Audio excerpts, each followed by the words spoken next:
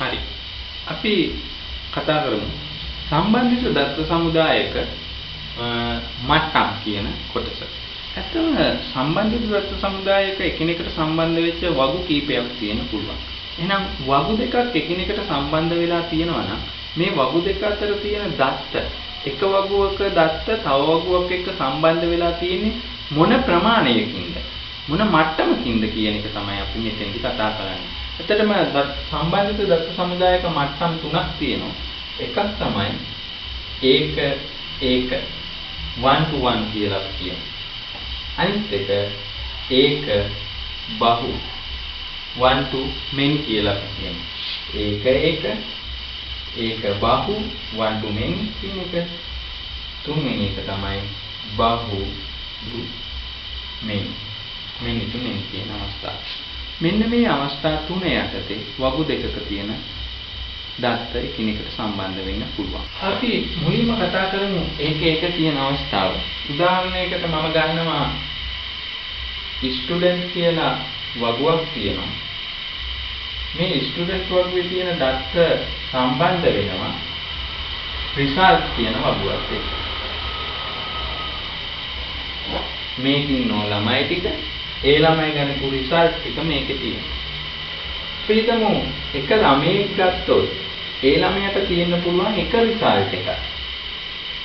නම් ළමයෙක් ගත්තොත් එක රිසල්ට් එකක්.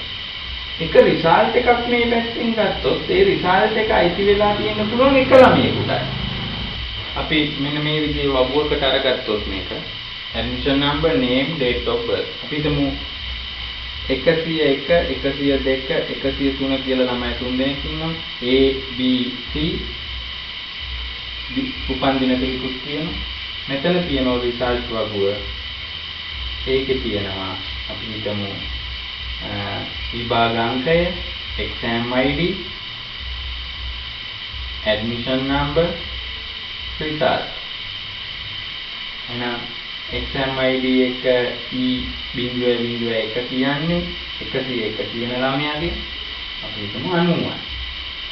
E.02 කියන්නේ 102 කියන ළමයාගේ 93යි. E.03 කියන්නේ 103 කියන ළමයාගේ 80යි. එහෙනම් රිසල්ට් එකක් තියෙනවා. නම් මේ තියෙන ඇඩ්මිෂන් නම්බර් එක තමයි මේ තියෙන්නේ. එහෙනම් මේ වගේ දෙක ඇඩ්මිෂන් නම්බර් එකෙන් සම්බන්ධ වෙනවා. හොඳයි. අපි මේකට බලමු. ඒක බහු කියන අවස්ථාව. ඒක බහු අවස්ථාවකදී හිතන්නකෝ වගුවක් තියෙනවා සබ්ජෙක්ට් කියලා.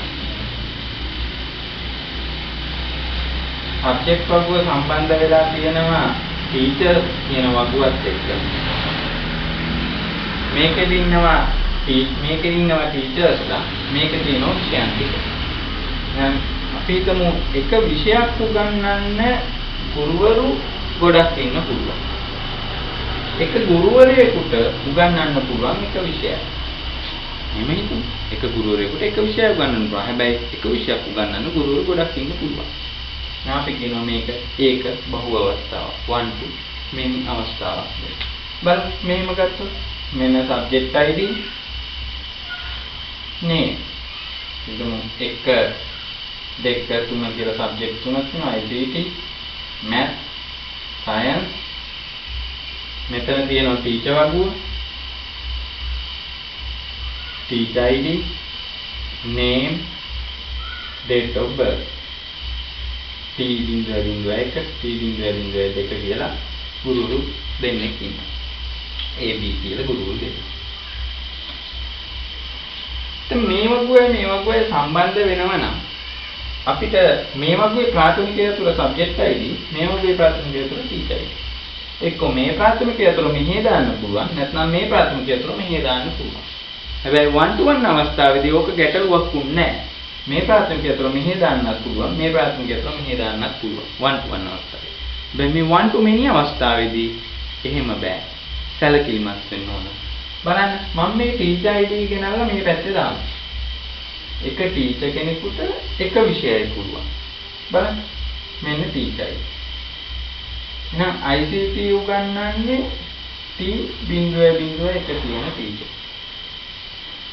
maths උගන්වන්නේ T.02 කියන ටීචර්. ආයෙත් කියනවා t.03 මේ ටීචර්ස් උගන්වන්නේ IT. t.03 ඒ ටීචර් උගන්වන්නේ ICT. තොර මට මේ ටීචර් ID එක මෙතන දාන්න මේ රෙකෝඩ් එකම නැවත ලියන්න උනා. මොකද එක සබ්ජෙක්ට් එක උගන්වන ටීචර්ලා ගොඩක් ඉන්න පුළුවන් නේ. t.01 t.02 දෙන්නම ICT. මේ ටීචර් ID දෙකම දාන්න ඕනේ. ඉතින් මේ රෙකෝඩ් එක මට ආයෙත් ලියන්න ඕනේ. ප්‍රාථමික යතුරක් නැවත ලියවෙන්න බෑ. එහෙනම් මේ සිද්ධිය වැරදි වැඩක්. මේ වැරද්දක්. එහෙනම් මට අනිත් තියෙන විකල්පය තමයි මේ පැත්තේ තියෙන ප්‍රාථමික යතුර මේ පැත්තේ දාන්න පුළුවන්. ඒ කියන්නේ සබ්ජෙක්ට් ID. බලන්න. t.01 කියන ටීචර් IT උගන්වනවා. IT කියන්නේ 1. t.02 කියන ටීචර් මැත්ස් උගන්වන්නේ 2.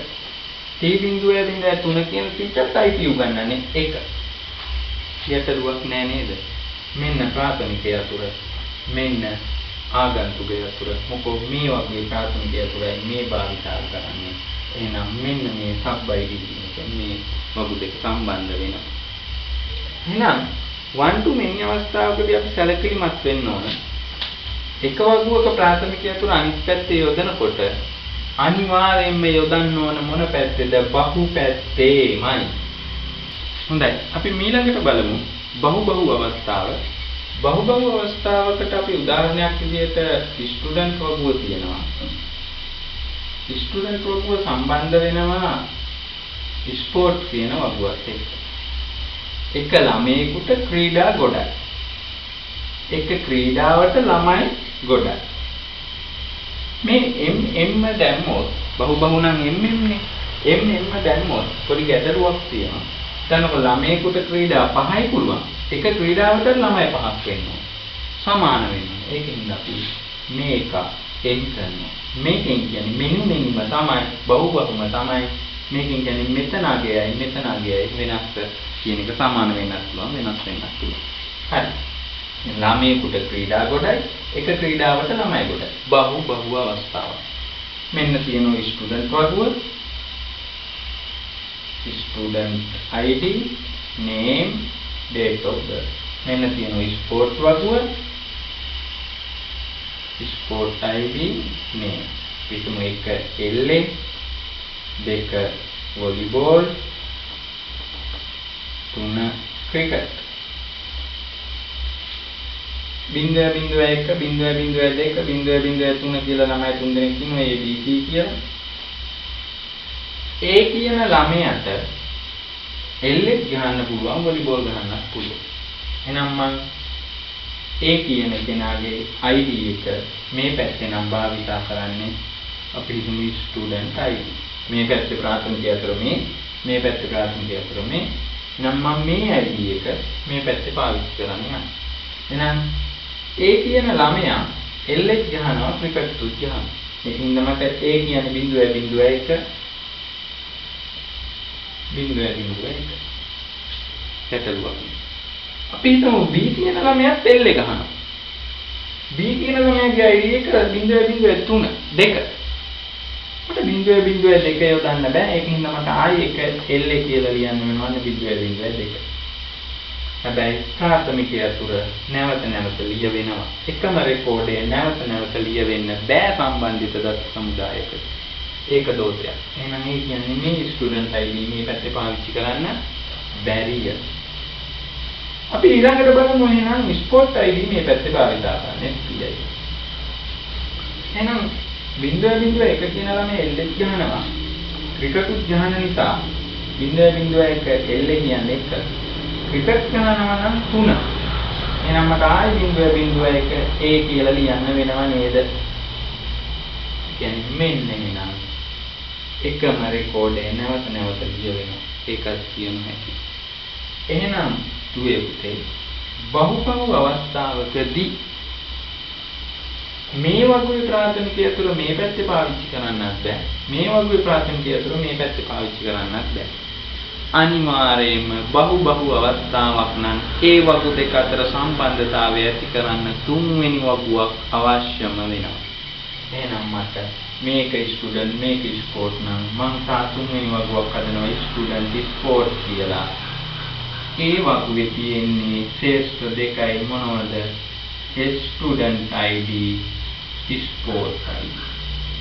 නම් 0.01 කියන ළමයා L ගහනවා 0.01 කියන ළමයා ක්‍රිකට් ගහනවා 0.02 කියන ළමයා L ගහනවා 0.03 කියන ළමයා වොලිබෝල් ගහනවා. ගැටලුවක් නැහැ නේ අපිට ඕන තරම් දත්ත දාගෙන යන්න පුළුවන්. එහෙනම් මේ ස්ටුඩන්ට් ID මේ තියෙන්නේ මේ ස්පෝර්ට් ID මේ තියෙන්නේ. එහෙනම් බහුබහුව අවස්ථාවකදී වගු දෙක සම්බන්ධ වෙන්නේ මේ වගේ තුන්වෙනි වගුව. මෙතෙන්දී ස්ටුඩන්ට් ID ප්‍රාථමික අතුර ස්පෝර්ට් ID ප්‍රාථමික අතුර එහෙනම් ස්ටුඩන්ට් ස්පෝර්ට් කියන වගුවේ තියෙන ශේෂ්ඨ දෙකක්. ඒ ශේෂ්ඨ දෙක අපි සලකන ආගන්තුක යතුරු විදිය. එහෙනම් ස්ටුඩන්ට් ID ස්පෝර්ට් ID කියන්නේ මෙතෙන්දී ආගන්තුක යතුරු